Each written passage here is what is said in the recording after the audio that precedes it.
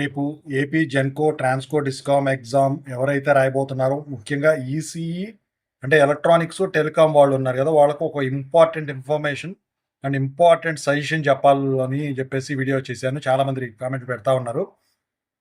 దాని గురించి చెప్పబోయే ముందు ఈ ఛానల్ సబ్స్క్రైబ్ చేసుకొని Telugu engineering education Telegram WhatsApp channel join అవ్వండి. ఇక టాపిక్లో పెడితే ఏంటంటే, రేపు వచ్చేసరికి ఈసీఈ వాళ్ళకు టెలికాం వాళ్ళకు ఎగ్జామ్ ఉంది. మార్నింగ్ షిఫ్ట్ వచ్చేసరికి ఈసీఈ వాళ్ళకు ఎలక్ట్రానిక్స్ వాళ్ళకు, మధ్యాహ్నం వచ్చేసరికి టెలికాం. సో రెండు ఇచ్చేపాటికి కొంతమంది ఈ మార్నింగ్ షిఫ్ట్ ఆఫ్టర్నూన్ షిఫ్ట్ రెండిట్లో ఏది అటెండ్ అవ్వాలి, ఒకటి అటెండ్ అవ్వాలి, ఇంకోటి అటెండ్ వద్దా అని చెప్పేసి కామెంట్ పెట్టారు. అయితే మీరు కనుక అప్లై చేస్తున్నట్టయితే 2 హాల్ టికెట్ కనుక వచ్చుంటే మార్నింగ్ వచ్చుంటే మార్నింగ్ దానికి వెళ్ళండి, మధ్యాహ్నం వస్తే మధ్యాహ్నం దానికి కూడా వెళ్ళండి. అయితే మీకు ఈసీఈ ఏదైతే ఉందో బ్రాంచ్, సో దానికి సంబంధించిన క్వాలిఫికేషనే అయి ఉండాలి ఎలక్ట్రానిక్స్ దానికి అటెండ్ కావాలంటే.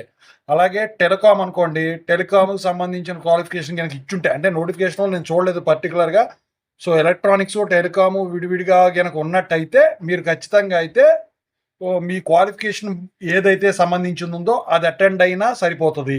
ఓకేనా? రెండిట్లో ఉందనుకోండి మీ క్వాలిఫికేషన్ సంబంధించింది, 2 అటెండ్ అయినా పెద్ద ప్రాబ్లం ఉండదు. ఓకేనా? ఇదనమాట.